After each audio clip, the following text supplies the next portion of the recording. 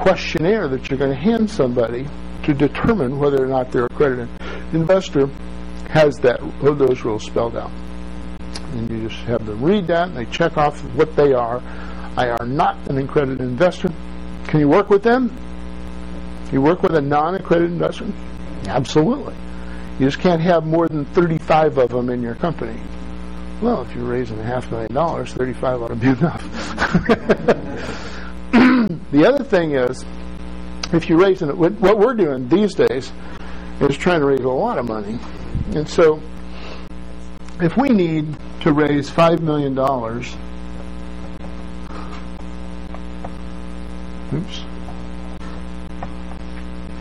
hope this isn't a permanent marker. If we're trying to raise $5 million,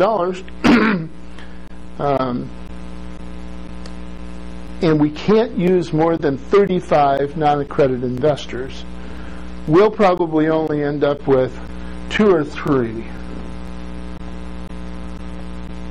at an average of $200,000.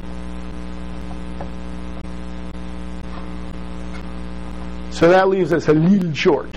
How much? If we got 3 investors at $200,000 apiece, we've raised $600,000. We're going to need another $4.4 million. Okay. But how many slots have we got for unaccredited investors? 35. So if we had 35 unaccredited investors, how much would they have to put in a piece to get up to $4.4 million? 125, 150, $200,000. Say $200,000, just for a round number. That'd be how much? $200,000 times 35 is $7 million. Ooh, half that much, right? So how much have I got?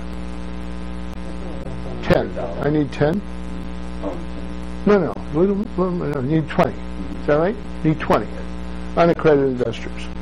Well, unfortunately, mostly unaccredited investors don't have that kind of money, do they?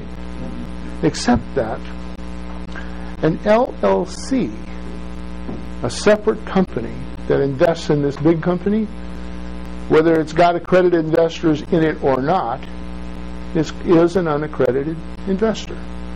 So we could raise money, $200,000 at a crack, from however many we needed up to 35, and still be okay.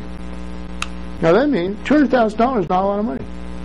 3 or 4 of you could get together, form a little LLC, and raise $200,000 between you. Isn't that right?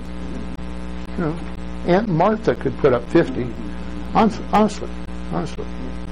So that's the schema that we're on right now. That's what we're headed toward right now. And you can do the same thing.